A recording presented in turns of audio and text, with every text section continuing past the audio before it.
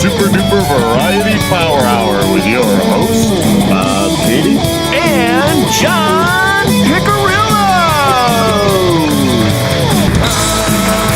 Rock and roll, shake it on down, shake it to the sound, and rock and roll, shake it on down, shake it to the ground, and rock and roll, shake it on down. Oh, now I can't control that. Oh, there we go. Oh, now it's up. Now it's down. Yay! All right. All right. Where is it? Where is it? Yeah, it's all sorts of fucked up, isn't it? What was that breathing?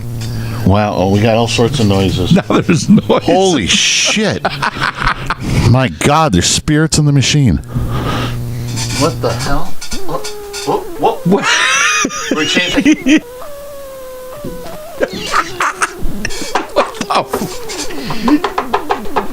It's like rap. Oh, there we go. Okay. Wow. I know. Holy. That's some serious shit going on. Wow. We have a problem. Oh, that's still awful low. What's going on with that? Hey, don't do that. Is that too low? No, it's all right. You're making a big mistake, That's cowboy. how it should be. I don't know what's going on. Wow, and these mics are suddenly really hot. Whew. Oh, that's why. There we go. Hello, Did you Frisco. forget how to do this? I don't know what the hell happened. This is just wacky. Everything just went crazy. I'm gonna put my nutsack on your drum set. Wow. All right. Welcome to episode 205 of Bob and John Super Duper Power Hour, whatever the fuck this show is. And obviously John's not here because this is a new podcast called the RockPod. So this is RockPod number 1. And today, obviously, I have sitting next to me. My uncle says you got a screw loose. Oh, yeah. Your uncle molests collies. So, Steve is here, and we're going to talk some music. We're going to talk music. Are we? Yes, we are. Cool. If I can get anything to fucking work right. Holy shit. Fuck you. Jesus Christ. I mean, what just a level of shit is this? This is just insanity. It's insanity, I tell you. It's insane. Fuck you. That's right. Right after you suck on these little Chinese nuts. This is RockPod number 1. As you know, from a couple weeks ago, Tom was across from me, and for episode 203, and we did Two Angry Assholes. So we're kind of trying out some new things. We're probably going to see some more of Two Angry Assholes, obviously, and we'll definitely see some more RockPod. It might not be Steve. It might be somebody else here. It might be Steve and somebody else here. It might, who knows who's going to show up on the RockPod. You never know. I think it's going to be fun. Do you think it's going to be fun? I do. See, this is the kind of thing that just tickles my balls. I love ball tickling. Do you? I love it. I hope only when it's your own.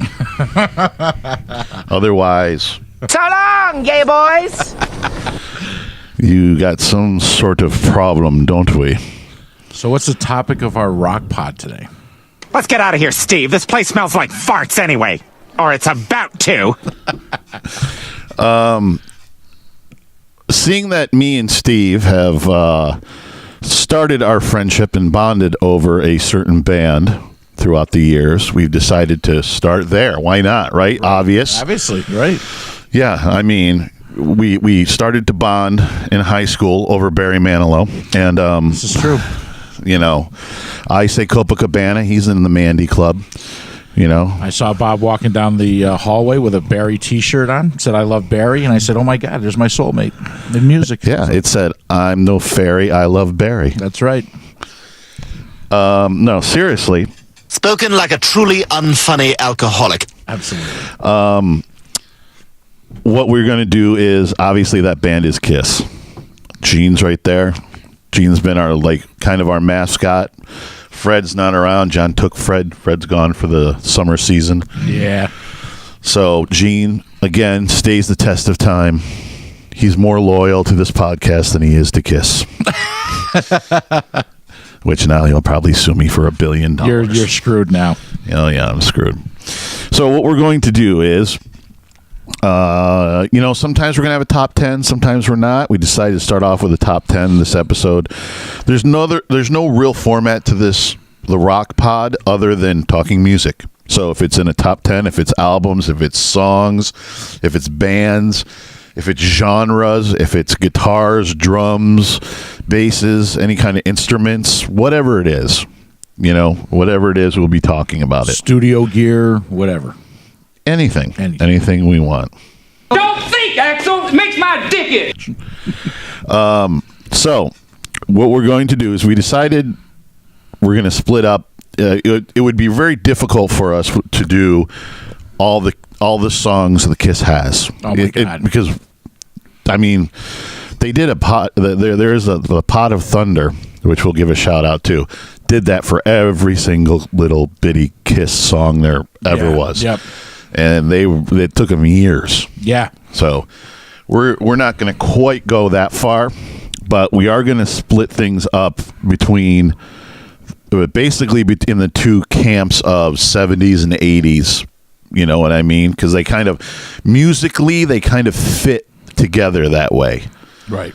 So we're going to go that way. And what we decided to do is we're going to go top 10 70s Kiss deep cuts. And looking through this stuff, I realized that I was looking at, I looked up the albums on Wikipedia, and I noticed some things like, obviously, some people could, a real Kiss fan, obviously, a big Kiss fan, could listen to this, watch this, whatever, and go, well, that was a single. Okay, I get it. There were some other singles, but, come on. She's So European was a single, but it's still a deep track. Right. Listen, any Kiss song, any Kiss fan, hardcore Kiss fan, is gonna think every song is a deep track because on the radio only plays Detroit Rock City, Shout It Out Loud, Rock and Roll Night. You got 4 or 5 songs that are constantly played. So, their music is. There's so many good songs on these albums that have never been played. I guess I went into this list looking at the obvious, Love Gun. The ones basically, you take almost anything that they played on Alive and Alive 2, and I dismissed them pretty much. Well, because they're greatest hits almost, albums, basically, right. So most of this, and obviously we've seen it so many Kiss shows that we know most of what's being, what they're playing in their set list is, you have greatest hits through being a fan and knowing the songs. You know what I mean? And I'm sure there's some people out there that are going to say, well, why didn't you add the solo albums? Well, we talked about it last night, and we wanted to be a Kiss as a group, not off doing their solo thing. So maybe we'll do the solo album some other day. But number one for me, we'll discuss the solo albums right now before we start our list. Number one for me, I'm not a fan of Peter's solo album. No. It's pretty much, there's a few songs that are good, but would never make a top 10 in any way, shape, or form of mine. And Peter's my guy, and for me to even say that, it's not the best. For me, it would be Ace, Paul, Gene, and Peter. That's the order it would go in as far as. Yeah, we're pretty much on the same. And to be honest with you, Gene's, I think there's only one song on there that I care for, and that's Radioactive. Otherwise, it's all him trying to kind of. He went in such a different direction that it was like epic. It was kind of an epic fail. Well, they did end up doing a good version of "See You in Your Dreams." Yeah, but I like the one off Rock and Roll Over. Yeah. You know what I mean? Yep. If you're going to give me the choice between listening to the one he re-recorded on a solo album or Ace, Paul, Gene, and Peter, I'm going to listen to the Ace, Paul, Gene, and Peter version on Rock and Roll Over. And Paul and Ace. Paul's got one blip on his solo album, and that's the Feel Me, Touch Me. Yeah. It's Feel Me, Touch Me, Blow Me song, whatever. It's a heavy album, man. I love the rest of it is outstanding, but that Feel Me, Touch Me, Blow Me thing. Yeah. Well, he had to write, put the One Love song on there, although Ace didn't. Ace isn't. They've never done really done ballads. No. Ace's album to me is perfect from the first track to the last track. Yep. And Paul's is almost that way with the exception of feel me, blow me, suck me. You're never gonna let him live that down, are you? No, it's a terrible song. Listen, it's just not my thing. Whatever. If it's a terrible song, that's for you at home to decide. And it's funny because Peter, he's only a few years older than these guys. There's a big generational gap in music with them. His solo album is his influences. Gene Krupa, Gene Krupa and who's the other great drummer there? Buddy Rich. So he's in that like swing jazz era, and the other guys are like Beatles, Led Zeppelin. It's really weird with Peter because he totally is. It's the music is so Frank Sinatra. Yeah, but I think it's what you grew up with. Right. And right. he was probably one of those guys that was a little bit. Although I think Paul and Gene and Ace grew up with that type of Sinatra and stuff like that too. Because how could you not at that point? You know what I mean? It seems like they kind of all missed the Elvis thing. I don't remember hearing any of them ever being influenced by Elvis. No.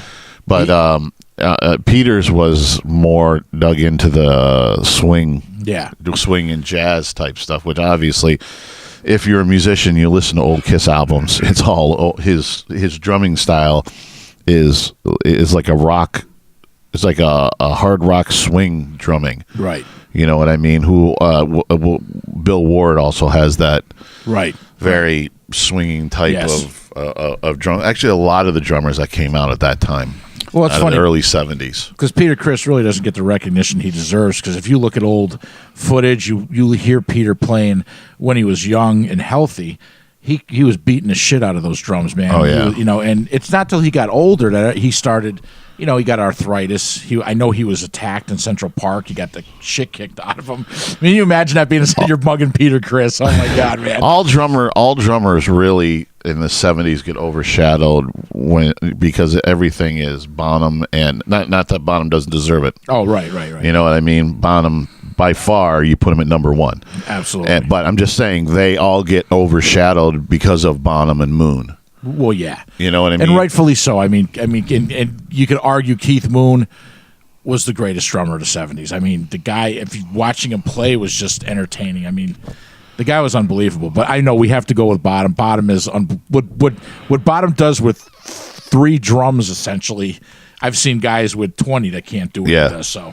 Yeah, but they get like Peter Criss, Bill Ward, Joey Kramer from Aerosmith. A lot of these guys, Roger Taylor from Queen. Oh yeah. A lot of these guys just kind of got, they never seem to be. You never quite see them on greatest drummers list, which is a shame because, especially for the 70s, they were. Unbelievable. Especially, the early music of some of these bands was incredibly heavy. Even Queen. I mean. They didn't start, getting. I don't want to say softer, but you got a group of songs that everybody knows and plays, and that's why I think it's great that we're doing that. Maybe let some people know the haters a ton of great songs on Kiss albums that nobody knows. So you can go check them out. It's like you said before we started. We were talking yesterday that we can't play any of these, unfortunately. Copyright infringement. Yeah, so you got to go check them out on your own. But let's crank it up. Let's start it. What is your number 10? So I'm going to go with Great Expectations. Well, okay, that might make my bottom top 10, but well, the least favorite Kiss songs. I kind of went like you did, album by album. Yeah. You know what? If I'm listening to Destroyer if I sit down and I'm like, I want to listen to Destroyer today, it's not a song I'll pass on. I'll let it play. I know the song. If you're, it's one of Gene's, dirtier songs. Believe it or not, it's dirtier and gentle songs. Dirty and gentle. It's a good song though. It's a song that gets, I kind of think, swept under the carpet as far as Destroyer. I mean, it almost kind of feels like a filler song to a lot of people, but if you really listen to it and listen to the lyrics and stuff, it is a pretty cool song. So, yeah, and it does, well, you know what? It looks at from anybody who's not a Kiss fan would listen to Destroyer and go, well, that's a weird one. Right. But right. if you know Gene and you know Bob Ezrin, it fits right in there. Yeah, exactly. You know what I mean? Yeah. Because that just has Bob Ezrin written all over it. Absolutely. That's a him and Gene brainchild. You can tell. My number 10 is we were talking about "See You in Your Dreams Tonight." Rock and Roll Over. Yeah. You know what I mean? Great song. I like both versions personally, but the Kiss version is definitely the better one. Yeah, absolutely. Yeah, the Rock and Roll Over version is yeah. definitely the better version on that. I was torn between that and Love 'Em and Leave 'Em. Great song too. Yeah, so I was just like, I think I just need to pick one. And "See You in Your Dreams" was a little bit more melodic. Yes. Throughout the whole song, the verses are a little bit more melodic, so I went with "See You in Your Dreams Tonight." Very good. Your number 9? My number 9 is going to be "Baby Driver." I saw that on Rock and Roll Over when I was going through. It's funny because we could sit here and be like, everything on this album, everything on this album. We could say it, but then when you want to think about the songs, you're like, fuck, I got to go see it in print. Just to remind myself. This could have been a top 50. Yeah. You know what I mean? This was so hard to actually have to pick favorite deep cuts because there's so many songs on Kiss albums that are so good they just never played. And I know I've said this before. It's crazy. But "Baby Driver," Peter Criss vocals.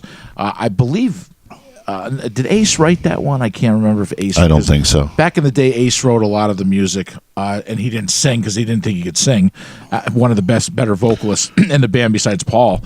But I don't think he did.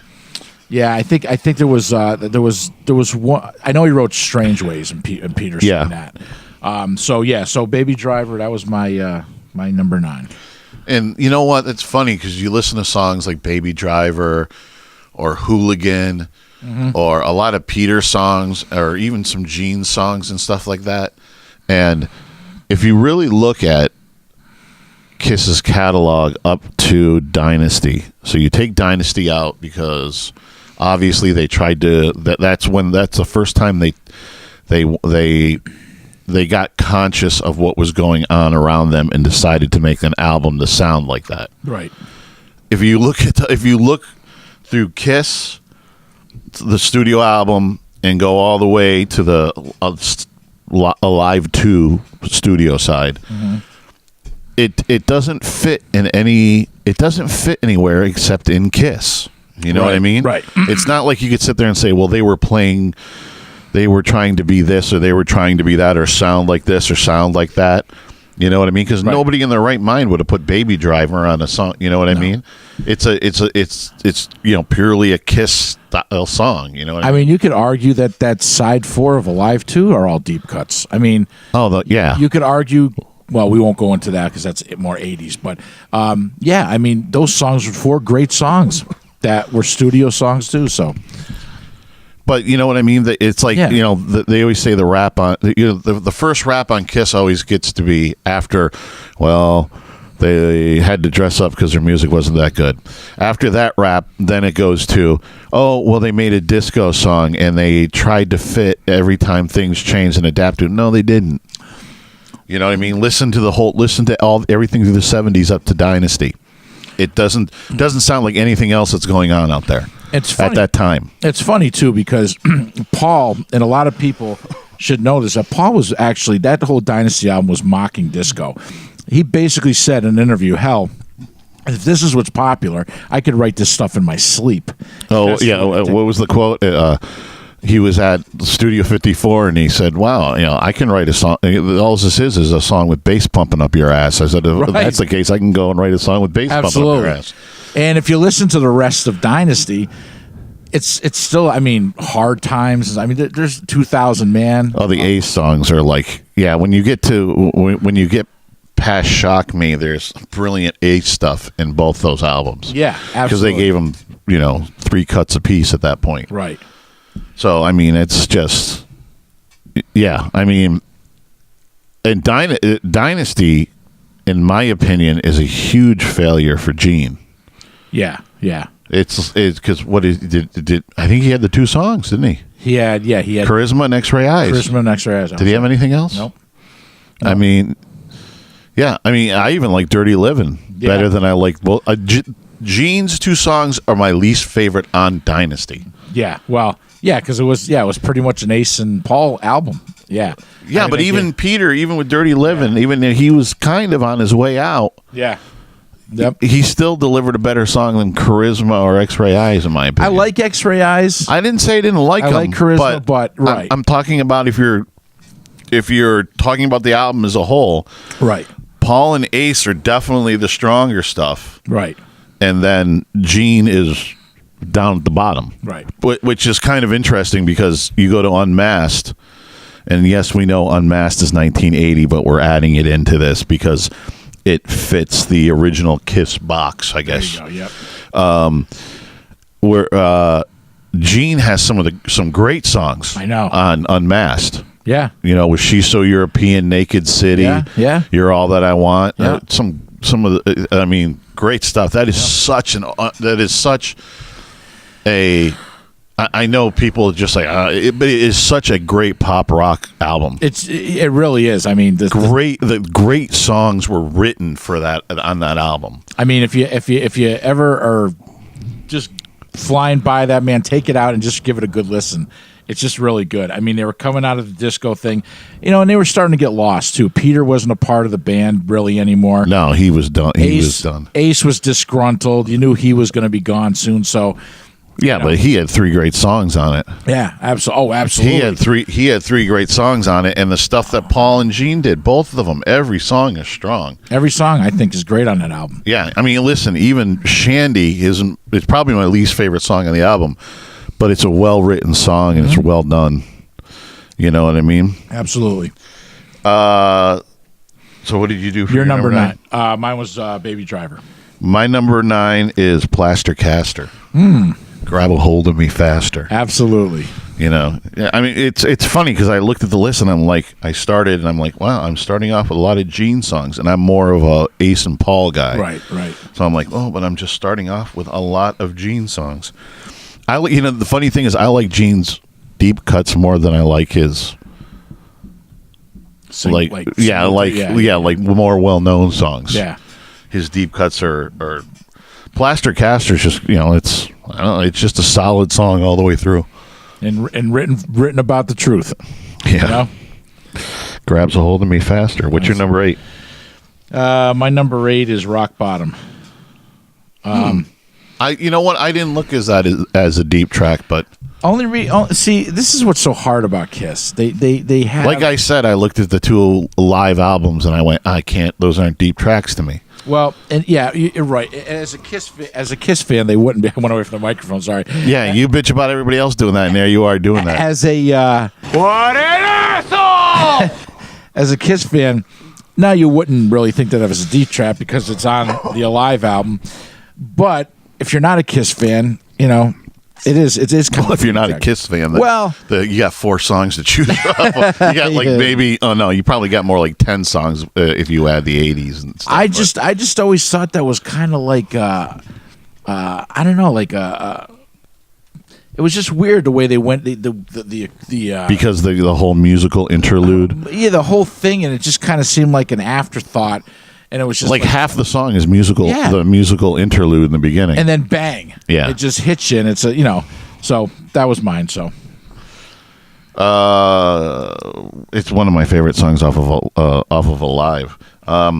My number 8? Yeah, my number 8 is another Gene song, Going Blind. I thought about putting that down, too. Number 1, great bass line. Yeah. Great bass line that sets the tone for the song in the beginning. Gene's voice, the melody and his voice on it are great, and his dirty old man lyrics, his which content, is just amazing of that song. Amazing without being too straightforward, other than the one line. If you don't know Gene, he was very into 16-year-old girls during the 70s. Everything's 16. Everything's 16. Christine 16. Yeah. I'm 93. You're 16. Yeah. I mean, so. At least he didn't say I'm 93 or 7. That would have been really scary. He probably said, yeah. Well, back in the 70s, they were probably more laid back with the 16 thing. Yeah.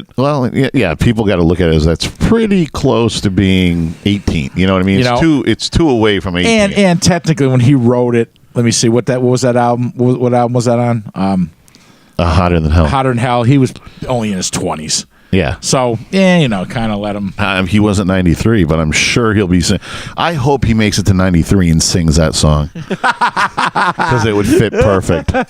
What about Great Expectations? Everything he is, you look at me, the way I move my fingers, you reach to clutch your breast. Yeah. The guy is just, you can tell he's only got one thing on his mind. So Shocking. Your number 7? I'm going with a Peter song again. Well, yeah, I am. All the Way. It's a good tune. That's a good tune. It would have probably made. If we had a top 20, it probably would have made it. Yeah. All the Way is a great song. That and Mainline is a good one on there too. Now it was one of those. It was either All the Way or Mainline that Ace wrote. I cannot remember which one it was. I want to say Mainline. It may have been. I don't know. It's so hard it's back then. so hard back then because, they wrote songs for each other. They actually liked each other. So they wrote songs and I mean, I don't think a lot of people realize that, not Cold Gin. Oh, come on now. Hard Luck Woman. Yeah. I mean, Hard Luck Woman, I'm sure nobody knows, was written for Rod Stewart. Paul wrote it for... He was going to give it to Rod. And Rod. And, So long, gay boys. And bam, bam, bam, bam, bam, bam. Wow, I just went blank. God of Thunder. God of Thunder was written by Paul Stanley, which a lot of people I don't think know. So it happens. It happens. So what was your All the Way? Yeah, doesn't that's Peter, but isn't somebody else singing on that too? No, I thought that was. Baby, you're gonna push me all the way. Bum bum bum bum. Okay. I hope we didn't get copyright. You on drugs? Yeah. My number, what were we at? 7? Yeah. My number 7 is Magic Touch off of Dynasty. That's a good one. Yeah, Paul comes up with those ones like Magic Touch, One in a Million, Thrills in the Night. I mean, he just comes up with ones that are very I don't even know how to describe them. They're extremely well written and very and very exact songs. And those are 3 examples of it. But Magic Touch it was a great way to start off that. Doesn't that start off that album? No, it doesn't. It's like in the does that does that start off the second side? Second side, I think. Okay. Well, look at back when we had vinyl, it started off the second side. Look at the songs on Killers that he did. I mean, fantastic songs, unbelievable. So. Yeah, he just can. The guy is an incredibly talented singer, frontman, songwriter. But I know what you're saying. Every once in a while, he just comes up with that one that it almost saves the album. You know what I mean? So. Well, it's just one of those ones where it gets overlooked, like all of those 3 songs I just mentioned. On each album, it gets overlooked, but it's like one of those ones where you go, "Oh, that's a great song." Yep. What's your number 6? Let Me Know. Let Me Know. Yep. Or I'm gonna be your Tuesday driver, gonna be your Monday. Yeah. man. Okay. All right. I just eliminated the whole first Kiss album because most of it ended up on Alive. So I was like, I know, but it was. I know. I should have done the same thing, but I was just like. But Let Me Know didn't end up on Alive, did it? Did it? I don't think. No, No. Jesus Christ. No, I don't think it did. This is why we're old. We can't fucking remember shit. I don't think it did. That's a great, and that goes back to Wicked Lester days, doesn't it? Well, yeah. Well, I think it was Sunday Driver. Yeah, I think though the one part in that song it did end up on Alive. I think because that whole thing with it down. Yeah, That's all. part of that song. I got to go back and listen to that song. Yeah. It's been so long.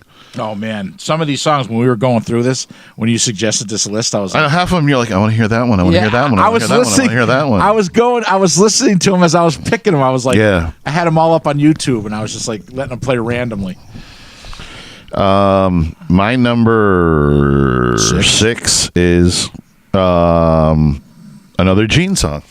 I got 5. I got Don't 4 worry, out of 5. 4 out of my 5 here are Gene songs. Top 5. Naked City. Naked City, Unmasked. great song. That is just it's. You know what it does? It sets like this gritty, dark mood of like New York City. Yeah. Like you're instantly thinking of that. Yeah, you know what I mean? And a absolutely. great vocal performance by Gene. Absolutely. Which he doesn't get as much credit on, I don't think. No, see, he's another one. He can hit great high notes. He's got grit to his voice, and he's got that, He's got such a distinct voice. You know what I mean? It's like that's Gene. You know what I mean?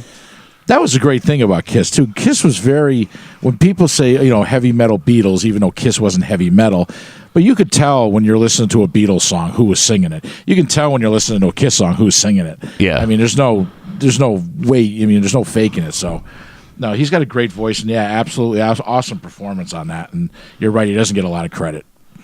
What's your number 5? Number 5, well, this is an Ace song, but Peter sings it Strange Ways. Yeah. Again, yeah. Strange way. There were so many to pick from. I know, that's what I'm saying. This could have been a top 50. Yeah, pretty easily. Yeah, that's a great song. That's just such a slow, heavy rocker. It's like, the guitar solo in that. The guitar solo in that is just, it's incredible. I mean, it just melts your freaking brain, man. It's unbelievable. It's just the tracking in the back. Yeah, it's just great. It's great. You got to listen to it. Great solo. If you're a guitar player, you absolutely love the song. What is that, 5 to me? Yeah. 5 to me. Anything for my baby. One of my two albums that just sucked me in early on. Number 1, Unmasked introduced me to Kiss, which I know some people are like, really? Like, yeah, totally. You know what I mean? And the other one, I mean, obviously you had Kiss, you had Alive, you had Hotter Than Hell, and even Destroyer. But the one that sucked me in after that was I could listen to fucking Dress to Kill is one of my favorite albums. Just listen to it, every song on that album. You just listen to it constantly. And I feel like that whole album is deep tracks. You know what I mean? That's how I feel. That's how I feel about most, with the exception of Destroyer and I think Love Gun, because those are their 2 biggest albums. Rock and Roll Over's got a lot though too. They do. They Making Love, yeah, and I Want You and stuff.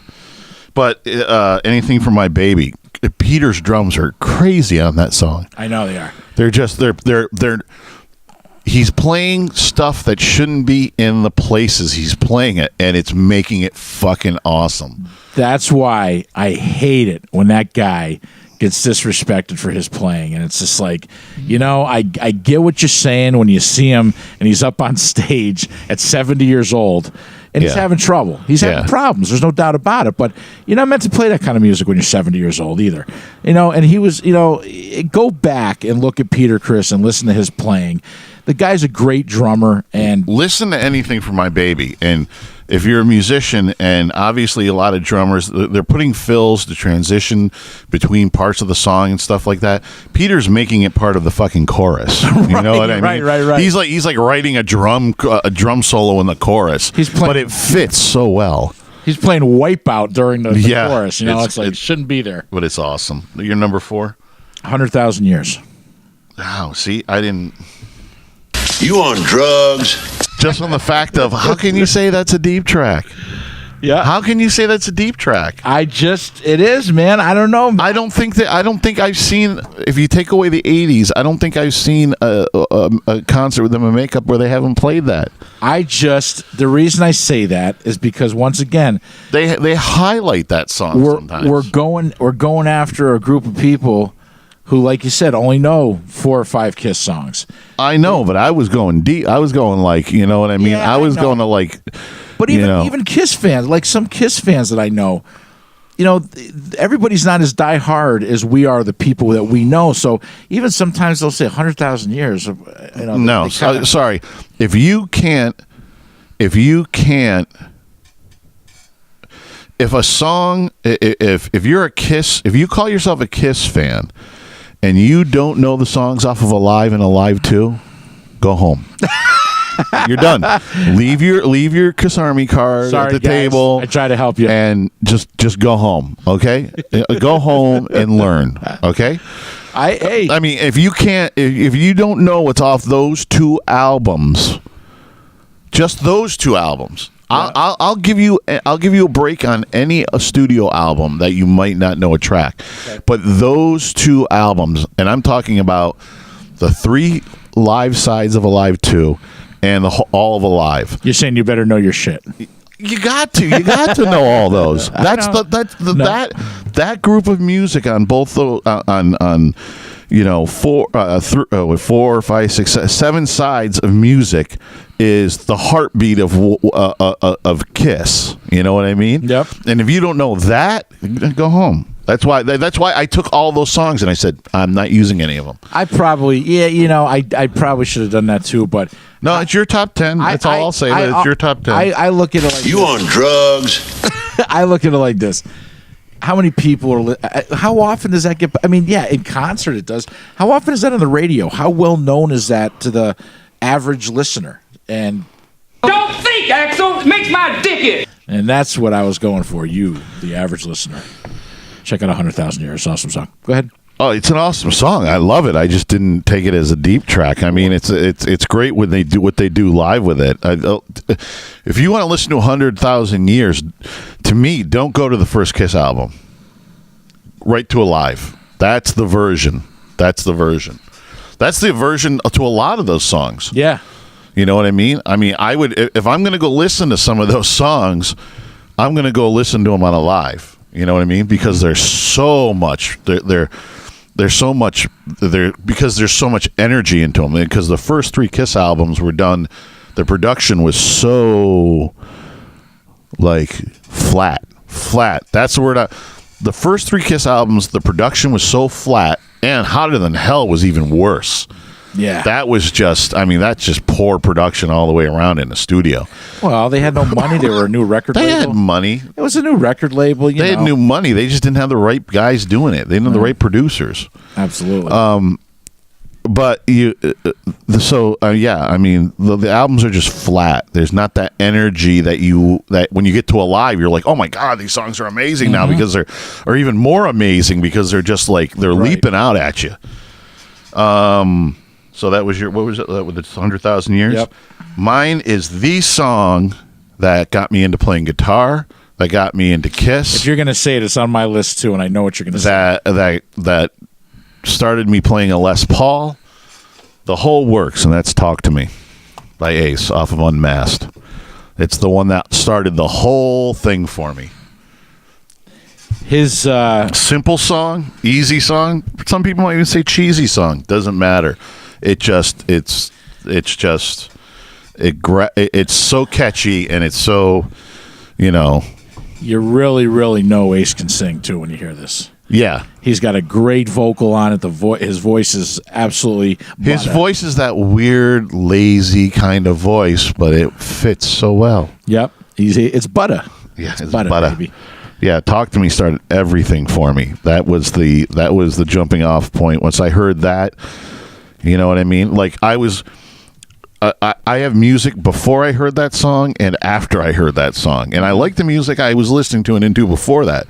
But it went a completely different direction from there. Your number 4 or your number 3? My number 3 is going to be "Save Your Love." It's so many Ace songs. I had to. I know. I could have made what I could have made. I could have done 6 just from the 2. Just from Dynasty and Unmasked. Yeah. Just from those, I could have done the 6. You know, and all of them would have been deep tracks. Maybe 2000 Man I still think would have been a deep track. Maybe not. No, probably not. It's kind of a fuck you song to a chick. So Yeah, but again, it's great. It's great, It's so great. out of the box for that album. It's Yep. it's like a true rock song on that album. well, that's the thing too, man. Ace was always in a different league. I think Kiss was always a. People don't realize Ace and Peter were only in that band. Peter was only in the band 9 years, and what was Ace in the band? 12. I mean, they had bigger soul. Ace had. I don't think Peter was in it 9 years. I think he was only like 8, wasn't it? Well, 73. You want to count when his face was on album covers or what it actually played on? Probably like 6 then. So, I think he stopped. Yeah, no, Dynasty and Unmasked he wasn't on at all. He did vocals. He didn't play on it at all. So the last album technically would have been like Alive too. So, and the Kiss Peter Criss album. Yeah. So. Yeah. So what was your number 3 again? That was Save Your Save Your Love. Love. Yep. Yeah, great song. Great Ace song. He had so many. He was just like, man, he was just coming alive right in the late 70s right there. Well, speaking of Ace song, my number 3 is Torpedo Girl. All right. Which is just, he played bass on it. And it's amazing. It's a great song. It's an incredible song. And the thing is you should listen to that and know it's not Peter. And Yeah, on drums. Well, I knew that Because no offense to Peter. Peter is like more of that swing savage type of drummer where he's putting things you shouldn't be in places. Torpedo Girl, if you listen to it, the drums on that are very they're very groove but very there. You know what I mean? Like very technically there, and that's Anton. Yeah. Anton Feg. You know what I mean? Well, I knew that number was- one of the great time drummers ever. Yeah. Yep. Talk about unknown drummers. And, Holy moly. and never got any credit on No. the albums either. No, and he played on Ace's solo album, the first Frehley's Comet album, Dynasty, and Unmasked. Yep. Amazing. Anton actually was in Kiss for probably like an hour, and then they got the Aces called him up. He said, "Hey, you want to be in Kiss?" And then all of a sudden they changed their mind, and that was it because they were going to have Anton actually be in Kiss After Peter. After Peter, yep. Yeah. Well, it worked out for him. He got Letterman, so. And then we also wouldn't have got the late great Eric Carr either. That's true. At least not in that form, anyway. Right. Yeah, Torpedo Girl is just great. It's tongue in cheek, lyric manner, but Ace, and great, crazy guitar riff and bass riff. It's awesome. You're number 2. Got Love for Sale. Got Love for Sale. I was never a big. That was never. I don't that know, was man. probably one of my least favorite Kiss songs. Something about that song, man, I just really always dug. You on drugs? Absolutely. Yeah, it just wasn't quite my thing. You know what I mean? I don't know. I got love for sale. Come on, man. No. Down. It's not a bad. I don't hate it. It's. Listen, there aren't many songs if you put a Aerosmith, a Zeppelin, or a Kiss album that I'm going to say I hate, but it definitely goes into the least favorite category. Yeah, I don't. When I'm listening to that stuff, I don't really usually skip over too many songs. Yeah, Only songs I mean, if I'm listening to Love Gun, I don't skip over that song. Like Rock and Roll All Night, I do because it's. I play it in the band. It's like, oh, you know what I mean? I've played that song in every band I've ever been in. It's different when you're playing it out because you're feeding off of people. Yeah, that's true. People being excited about it because they haven't heard it or they're whatever. You know what I mean? That's true. But as far as tuning it up on the radio on my own, no, thank you. What is yours? Number 2. My number 2 is because you cheated and looked at my list. I forgot. You already. Can't stand this song, and I love it. I used to play it in high school in the band I was in high school. You made we me loved play it too. Is "Love Her All I Can" off of the "Dress to Kill." One of the first leads I learned too. Yeah, I don't know why I don't like that song. Oh, it's great. It's I love great. All I can. Again, another great Peter performance on drums too. Yeah, absolutely. Great riff, great singing with Paul and Gene. Yeah, Paul and Gene. It's a great. It's just got a groove to it. Yeah, it's got such a groove. And it's got a cowbell. Yeah. Wow. You changed my mind. Oh, there you go. Cowbell. It's all over with right there. All right. Your number 1. My number 1. Okay, sorry. All right. What makes the world go round? It's a good song. That's a good song. That's a good song. That's a good one. That's a good one. Also off of Unmasked. It's it's just one of those cool songs. It seems like that and Tomorrow always went, probably because they're right next to each other on the album. I was always a little bit more in favor of Tomorrow. Then I found out, but don't get me wrong, I love that one too. What's funny though is about Tomorrow and What Makes the World Go Round. They actually, I think, could have been 2 songs off his solo album. Probably, yeah. And they may have been leftover songs. Who knows? Yeah. So, and what is your number one? My number one is this. For some reason, this song never gets old. When they play it, it's still a great song. And I noticed they've been playing since they got back together with Ace and Peter in '96. The song, I've heard them play it more than I don't think they ever played it before. And that's Sure Know Something off of Dynasty. Absolutely great song. I mean, great bass lines, great guitar. Everything is just a chorus that you just. I've never played that for somebody and had them. I always get the feedback later, like, "What was that song you played, man? I love that song you played me." You know what I mean? Yeah. It gets in your head. It comes in like real. Yeah, really kind of mellow. And then all of a sudden, the chorus is one of those choruses that just opens up and it's like killer. Yeah. It's just a killer song. So that was our top 10 70s Kiss. Oh. I'll pick that up later. Deep tracks. You better. You better. I was trying to hit the camera. That's my job. Don't do my. That's my thing. I throw like a lady. That's my thing. You shut up. I throw like a lady. You shut your mouth when you're talking to me. Jesus Christ. Stop it. This guy rode me like an animal for 3 hours. Do you have any idea what that's like? Wow. Yeah. That's tough. So that is, like I said, our top 10 70s deep track Kiss songs. Yes. Which we'll probably do an 80s one coming up relatively soon. Probably a part 2 of this. That should be fun.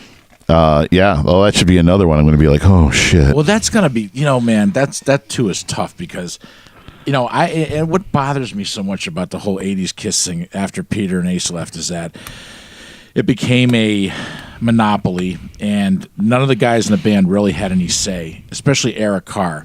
And Eric Carr has got some great songs. You can't say that totally, though, because they wrote songs with Vinny. Well, Vinny, in my opinion, and I don't know if Gene can sue me over this, but in my opinion, Vinnie Vincent saved Kiss's ass. He wrote as a songwriter. He wrote not as a guitar player. No, he wrote He wrote, 2 of the heaviest albums that they ever put out. I mean, Lick It Up and Creatures, and Vinny's solo album was supposed to be the next Kiss album. Not supposed to. I shouldn't say that. It would have been. He had all the material written, and then they threw him out of the band for being. But that's the problem with being a crazy egomaniac. Well, being an idiot. I mean, look at Gene basically threw the guy a lifeline and said, "Hey, man, we're gonna get you back. Come on my little vault tour with me." All of a sudden, Vinny's doing interviews. He's getting on the radio again. He's doing appearances. He was supposed to do a comeback concert. He was releasing a box set. What does Gene say about him? He's the only guy I know that could be being handed the key to the city and hanging himself at the same time. I mean, I used to, listening to those guys, it's like, wow, they're so resentful. They're such hateful people. And then when you actually see it happen, it's like, holy shit, he was right. The guy. Number one, I think they're all a bunch of egomaniacs. Well, but Vinny got. But the problem is that Vinny came in and tried to think that he was on Paul and Gene's level in their band, and it's like, no. Well, I think the bad thing is that the second time around, I think he thought that there was going to be some. Just talk about the first time around. I mean, he basically, Paul said. Every single night on the Creatures tour, it was they basically had to get a cane and drag him on, the hook, and drag him off because he wanted to play like a 3-hour guitar solo. Mm-hmm. You know what I mean? He was just a maniac. But you're in seclusion for 20 years, and all of a sudden, You're basically given the opportunity. Here's your comeback. Everybody was excited. He screwed. Look at those poor people, man. And he looks like a 60-year-old woman. Drag queen, right? Yeah. Well, yeah, he did not age well. But to do that, as our friend Mike would say, to do that after being given a second chance, and now you essentially screwed yourself. And now what is he? He's back in. I think they said several times they've tried to mend fences with him, and he's just, Yeah. Well, the guy's got a personality disorder, definitely. But no. Yeah. Say it isn't so. It's so. It be so. You on drugs? All right. Let's get out of here, Steve. This place smells like farts anyway. Or it's about to. Toodaloo, motherfucker. Hey, It's time to go. Oh, is it really? The time is near. That was quick. Do do do do do do do do. It's always fast on Do here. do do do do do do do do do. Right after you suck on these little Chinese nuts. All right. It's time to go. Probably in like 2 or 3 weeks we'll have another RockPod. All right. And we'll finish up Kiss with the 80s. That sounds good. I don't think we need to go through Monster or I don't want to go through the not the karaoke Kiss, but I don't want to go through the to be honest with you, I'm not as familiar with Sonic Boom or Monster to really go through it. Well, to me they're the tribute band Kiss, as I like to. If I can go through the album and listen to it once and be like, and re-listen to it. What is your saying? Not my Kiss. That's right. That's right. Although probably at the end, if we're doing the 80s Kiss, we will mention, just for the hell of it, probably Psycho Circus. Well, just to have a mention, because there's a lot of good stuff on Psycho Circus. And that's a legitimate Kiss album. I know, but we can't just do the 90s and do one album for an hour. Well, no, we would be doing Revenge. I'm putting Revenge in with the 80s. Are you? Yeah. It's 91. But it fits with it. It fits in that Unmasked was 80, but we put that in the 70s. Kiss. All right. It's our podcast, our rules. All right, I guess. You know what? You got a problem with us? Write us at bobandjohn's podcast at gmail.com and, yell at us. We'll enjoy reading it. At Bob and John's Super Duper Variety Power Hour. No, that's not where it's at. That's the name of the show. I'm just telling them the name at of the show. Bob and John's podcast at gmail.com. I'm not with you and Jay and everybody where you can guys just go Loose and Buttery and all the other ones in the YouTube. And Go fuck yourself. Absolutely. Hey, everybody, there's a shit cloud coming. Run for your lives. No shit. All right. No shit. Say goodnight, asshole. Good night, asshole. Stadler? Yeah, what? Is that it? Yes, it's over. How'd you like it? I don't know. I slept through the whole thing. Well, you didn't miss much. Well, good night. See, this is the kind of thing that just tickles my balls.